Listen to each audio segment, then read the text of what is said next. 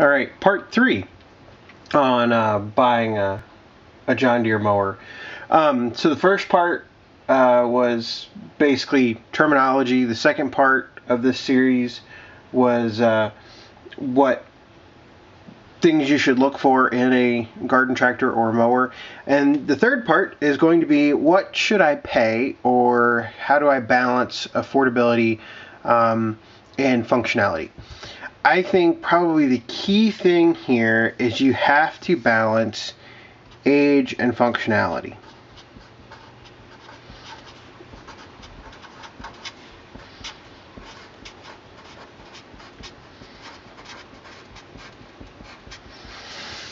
This is the key here. Okay, you're balancing age and functionality. Now, one important thing I think it's imperative that we understand is this video series is meant for somebody that are buying these units to use, not to collect or have fun or have it as a hobby or anything else. I have eight garden tractors that I use, but I have two, the 1445 and the X748, that are what I would consider functional or daily workers. All right, everything else has an age problem. So the key thing here is we're trying to balance age and functionality. With the important thing being the older units.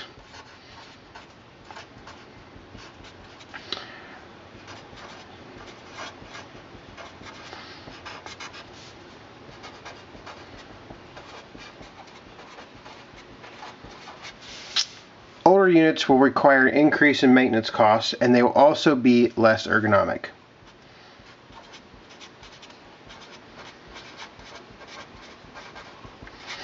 Hopefully this spring, I was thinking about it the other day, and I think what I'm going to do this spring is I'm going to take and I'm going to divide part of my yard into, like, I don't know, quarter-acre sections. And I'll put a deck on a 110, the 140, the 318, and then the X748. And I will videotape each one of those mowers mowing a particular section of the yard. And from there, we can talk about ergonomics. I'll actually get a video of me riding around on it. Alright? So older units will require increased maintenance cost. They will be less ergonomic, so they're not as comfortable. So obviously the newer a mower is, the more expensive it's going to be.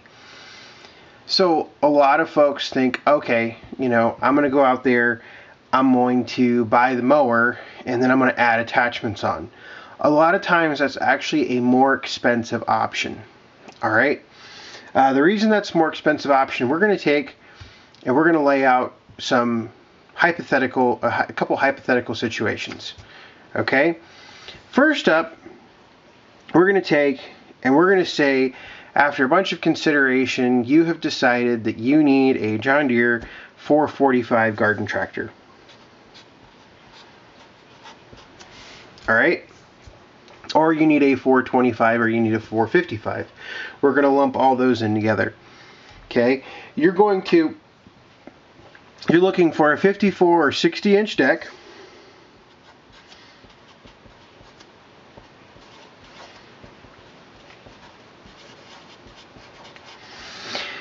And you're going to use it for snow removal.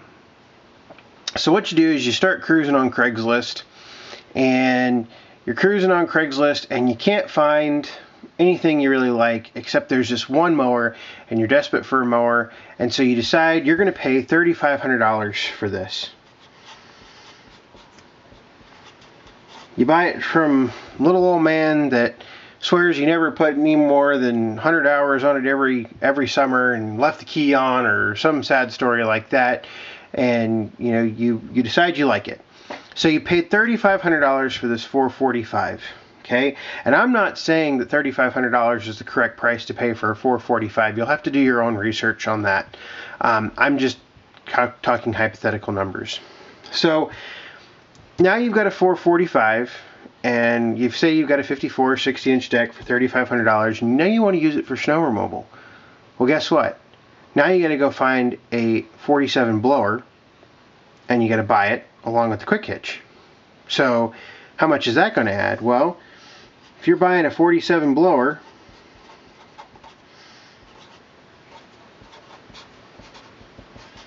with hitch, that's going to be another, say, $1,800 to $2,200 for a decent used blower. And you can disagree with me on these prices all you want. I realize there are certain areas in the country that are more expensive than others. I am only going off of what I know to be what I would pay. All right. So we've got a 445 for $3,500. We have a 47 blower for $1,800 to $2,200. Well, all of a sudden, look at where we're almost $5,000 for a mower and a snowblower. Well, how much is a mower and a snowblower for a piece of property? Say, in this particular case, we have 3/4 of an acre.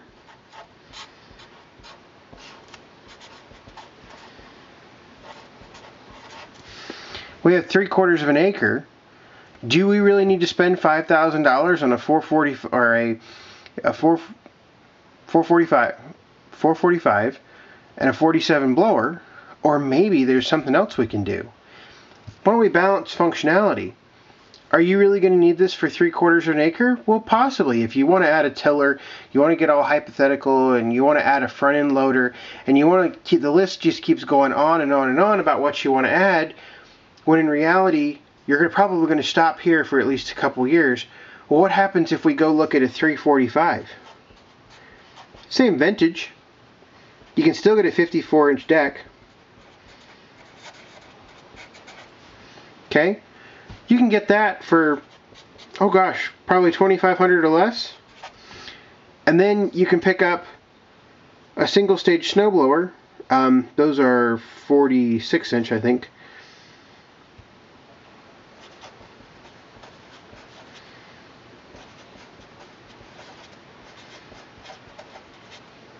For less than $1,000 typically. I don't really keep up with these prices. So we've spent $3,500 here.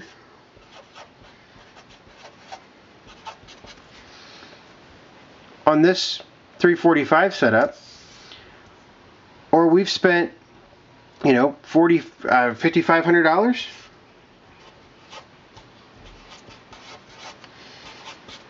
You've spent $5,500 on a 445.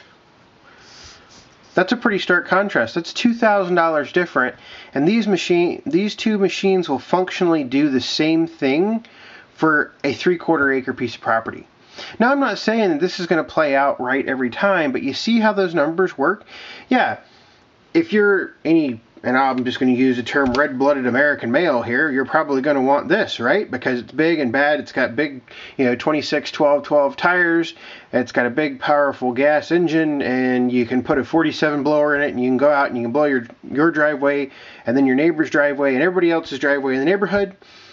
When in fact, you can save yourself $2,000. Take that $2,000, put it in a kitty, and save it for a rainy day.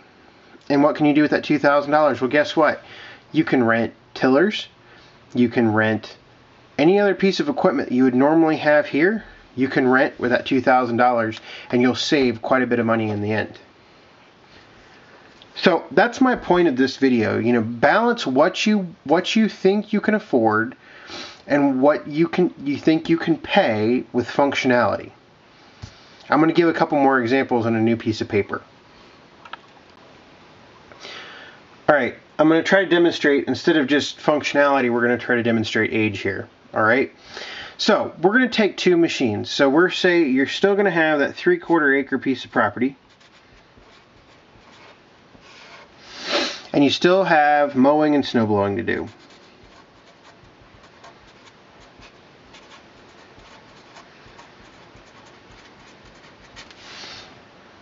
So you still have mowing and snow blowing to do.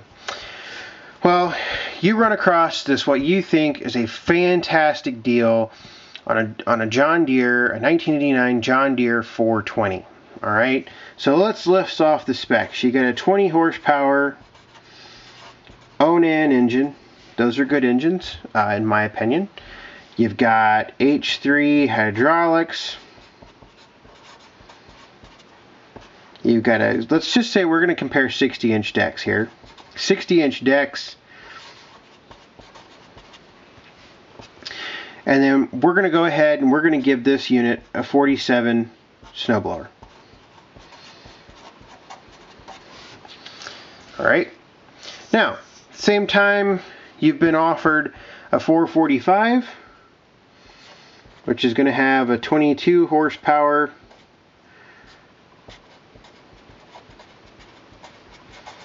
Kawasaki engine. It's only going to have H2 hydros. We're still going to have a 60-inch deck. And we're still going to have a 47 snowblower. Alright, so we have those two machines. Same purpose, same piece of property. And let's compare them. Let's look at cost of ownership. Alright, this is a 1999, this is a 1989. There's 10 years difference between the two of them. This has got the Peerless transaxle, the Sunstrand 15U pump. Those are great pumps, great transaxles. The 400 series is known to break some axles on occasion, but for the most part, really good stuff here. The 445 has the K91 by Tough Torque, has the wet clutch, you know, really nice proven system here. The K92s that are currently in the X series, or whatever the Tough Torque is renamed to now, I haven't looked up the new names. You know, they're good units. They're still in use. So, I mean, I think these are two pretty comparable machines. Well, which one's going to have more problems? Which one are you going to spend more time servicing? Are you going to spend more time servicing the 420? Or are you going to spend more time servicing the 445? Almost guarantee you you're going to spend more time servicing the 420. Reason being, the 420 is 10 years older, but it's actually, what we have to realize is the 420, a couple of videos back I posted about the announcement of the 420 being released in 1982.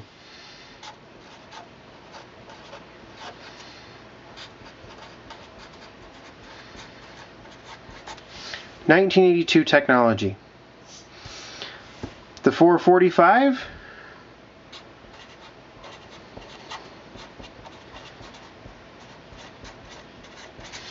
is 1993 technology. That's when it came out. That's when it was designed. You might be able to say 1992.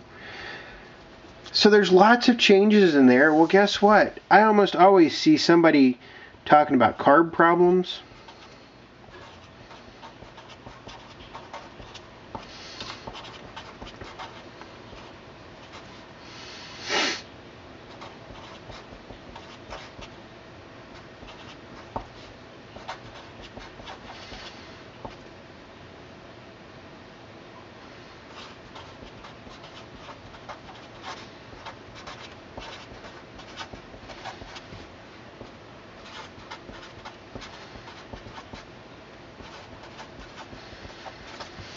These are some of the most common things I see with the 420s. They're having carb problems. They're having leaky relief valves in the Sunstrand 15U pump. The engines are carboned up, or they even need to overhaul an engine. So things you need to think about if you're going to go buy a 1989 420, and I'm not saying they're bad machines. I think they're fantastic. I've owned I think 3 420s. Loved each one of them. The 60-inch deck actually has a really nice cut. I really like the 60-inch deck. I've never owned a 47 snowblower for the 420s. I've never really had the need for H3s or an H3 system set up on a 420. But the Onan, as nice of an engine as it is, it's still prone to need to rebuild. Now, a lot of guys, when they say, oh, well, the engine needs a rebuild, they go to Onan Parts and they look up and they see that a rebuild kit's going to be $1,300, when in fact, you could probably rebuild an Onan for $500 or so. I'm not saying you're going to have these problems with this 445, but the 22 horsepower Kawasaki is a pretty proven engine. You can say what you want about it, but it's a pretty proven engine. The 60-inch deck cuts just as nice. The 47 snowblower, in this case, is going to be one of the newer quick attach. It could be a quick attach here, but most likely it's going to be the old refrigerator style. And so most problems you have with these machines, guess what? They're a lot more simple. to fix. And so you have to balance age and functionality. Price for this machine right here, I'd say $3,000 to $3,500, most likely. Price for this machine right here, we're going to say $5,500, and we just took that from that previous page. There's $2,000 difference, and you've got this host of problems. And I'm not saying that just make sure that I'm not saying that these 445s don't have their own problems, but they're going to have less of these problems down here because they're newer technology, they're newer units by themselves, and I think it's really important to balance age, functionality, and price. Now, what I would encourage you to do in the process of doing all your research is really sit down, look at the prices of machines, and that will be part 4. Part 4 we'll actually talk about what to look for when you start pricing machines out. Everybody gets on Facebook and Craigslist and everything and just has a complete cow because these things are so expensive. So what we're going to do for part 4, and it'll take me a couple days to get it out because I just started, but basically we're going to look at what a new machine costs, and then we're going to justify used prices. All right, a lot of people don't try to justify used prices because they just assume because something's new it's going to be more expensive, when in fact it might not be. So anyway, stay tuned for part 4. Hopefully this was relatively helpful in trying to understand price and functionality and what you could afford to pay. Obviously every person has their own situation financially, and I think it's important to take into consideration your finances along with functionality. So anyway, thanks for watching, and stay tuned for part 4. Like I said, it'll probably be a couple days.